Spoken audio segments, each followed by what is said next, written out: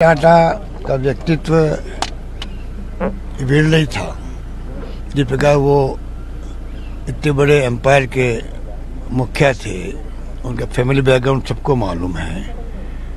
उसके बावजूद जो उनकी भावना थी देश के प्रति, देशवासियों के प्रति, गरीबों के प्रति, और किस प्रकार सादा जीवन जिया उन्होंने, वो भी आपने देखा होगा। तो ऐसे व्यक्तित्व विरल ही होते हैं।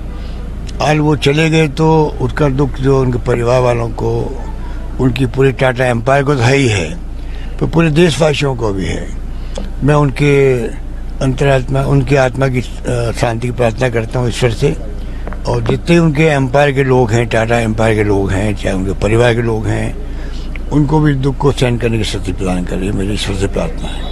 सर, आज मंत्रणा आप लोगों ने करी है, क्या कुछ उस मंत्रणा में निकल के आ रहा है? देखिए, इस हाल को बहुत ही गंभीरता से लिया जा रहा है, क्योंकि जो पूरा मीडिया, पूरे अग्निश पोल, पूरी वहाँ की आम जनता एक स्वर में कह रही थी, आज नहीं महीने भर से कह रही थी, 1.5 महीने से कह रही थी कि सरकार कांग्रेस की बनने जा रही है। उसके बाद में ऐसे क्या कारण रहे कि आप मतलब बिल्कुल परिणाम उल्टा आ गए हैं। तो ये खड़गे साहब ने भी, राहुल जी ने बहुत इसको लिया गंभीरता से। इसीलिए आज जो सीनियर ऑब्जर्वर्स थे और जो AICC के दोनों सचिव थे, उन सबको बुलाया गया, बातचीत करी गई, खुल के बातचीत हुई। बाबुल अली जुड़े वहाँ से, गुजरात से, तो कम से कम डिस्कशन अच्छे ढंग से हुआ है। और अब वेणुगोपाल जी आपको बताएंगे किस प्रकार आगे फॉलोअप होगा इसका। तो मैं समझता हूँ कि तय तक जाना जरूरी है। एक नेशनल पार्टी जो कि जीतने के लिए हमारे कार्यकर्ता नहीं कह रहे थे, बल्कि पूरा देश कह रहा था, पूरा प्रदेश कह रहा था, प्रदेशवासी कह रहे थे। तो क्या कारण होगा अचानक कि परिणाम उल्टे आ गए। तो कई तरह की आशंकाएं हमारे कार्यकर्ताओं के दिलो दिमाग के अंदर छाई हुई है, आम लोगों के भी दिमाग छाई हुई है, चाहे EVM हो, चाहे कैसी भी स्थिति बनी हो। तो जिस प्रकार से कल इलेक्शन कमीशन ऑफ इंडिया में गए हम लोग, वहाँ जाके बातचीत भी करी, भाई ये हमारे आशंकाएं हैं, इसको आप दूर कीजिएगा। उनकी ड्यूटी को दूर करेंगे, वो हमने लिखित में ज्ञापन दिया है, और आज शाम तक जो कंप्लेंट आ रही है वो दिया जाएगा। उसके बाद में स्वतः ही जो है, स्वतः ही स्थिति स्पष्ट होगी।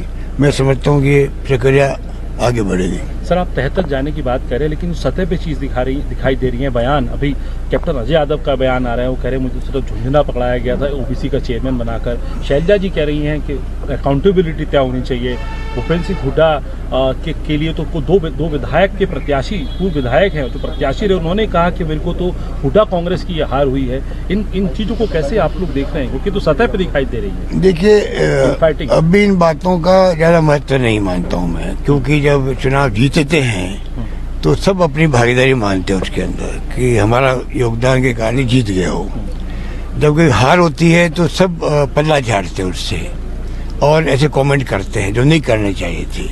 अभी पार्टी को देश के हित में एकजुट रहने की आवश्यकता है। और जैसे राहुल गांधी जी बार बार कहते हैं, लड़ाई हमारी विचारधाराओं की है, कोई दुश्मनी नहीं किसी से। तो कार्यकर्ताओं को, नेताओं को चाहिए कि मर्म को समझे, देश में क्या हो रहा है, देशवासियों के साथ में क्या हो रहा है, कैसी गवर्नेंस चल रही है। जिस प्रकार की मोदी जी की गवर्नेंस चल रही है, पूरे देश को 10 साल से भुगत रहा वो। तो मैं समझता हूँ उनको गंभीरता से रहना चाहिए जिंदगी के अंदर। हार के वक्त में ज़्यादा एकजुटता दिखानी चाहिए। आखिरी सवाल सर, आपके सहयोगी दल जो वो भी कह रहे हैं, शिवसेना ने कहा कि कांग्रेस जहाँ सीधी लड़ाई लड़ती है हार रही है, और आम आदमी पार्टी कह रही है हमें नहीं फैक्टर मान रहे थे कांग्रेस के लोग, देखिए ये हाल हुआ। उसके अलावा और भी अन्य दल जो हैं, वो ये आपके इंडिया ब्लॉक के ही जो दल हैं, वो इस बात की नसीहत कांग्रेस को देखिए, अल्टीमेटली इंडिया ब्लॉक एकजुट रहेगा। उनको सबको देश की चिंता है, देशवासियों की चिंता है, सब एकजुट रहेंगे। पर ऐसे राजनीतिक मौके आते हैं, सब अपनी पार्टी के इंटरेस्ट देखते हैं, खुद की पार्टी के इंटरेस्ट देखना लाजमी है। तो जो कुछ भी वो कमेंट करते हैं, उनके पीछे दिमाग में रखो, वो अपनी पार्टी के इंटरेस्ट भी बचा के चलते हैं।